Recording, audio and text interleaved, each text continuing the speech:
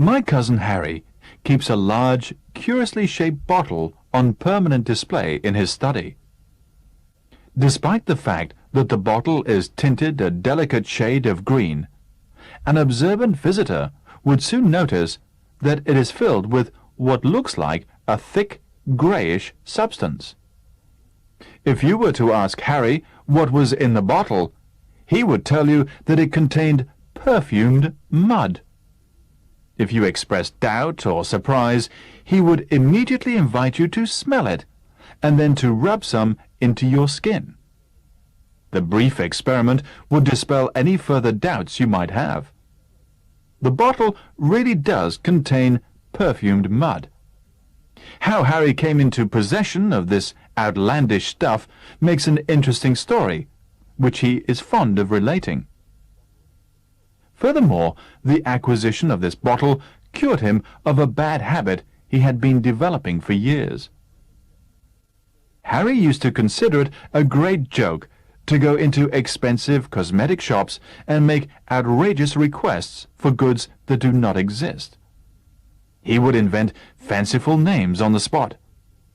On entering a shop, he would ask for a new perfume called Scented Shadow, or for insoluble bath cubes. If a shop assistant told him she had not heard of it, he would pretend to be considerably put out. He loved to be told that one of his imaginary products was temporarily out of stock, and he would faithfully promise to call again at some future date. But of course he never did. How Harry managed to keep a straight face during these performances is quite beyond me. Harry does not need to be prompted to explain how he bought his precious bottle of mud. One day, he went to an exclusive shop in London and asked for Myrolite. The shop assistant looked puzzled, and Harry repeated the word, slowly stressing each syllable. When the woman shook her head in bewilderment, Harry went on to explain that Myrolite was a hard, amber-like substance which could be used to remove freckles. This explanation evidently conveyed something to the woman, who searched shelf after shelf. She produced all sorts of weird concoctions, but none of them met with Harry's requirements. When Harry put on his act of being mildly annoyed, the assistant promised to order some for him. Intoxicated by his success, Harry then asked for perfumed mud. He expected the assistant to look at him in blank astonishment.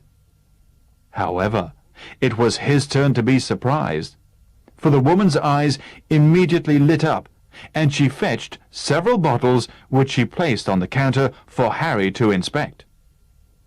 For once, Harry had to admit defeat. He picked up what seemed to be the smallest bottle and discreetly asked the price. He was glad to get away with a mere £20, and he beat a hasty retreat, clutching the precious bottle under his arm. From then on, Harry decided that this little game he had invented might prove to be expensive. The curious bottle, which now adorns the bookcase in his study, was his first and last purchase of rare cosmetics.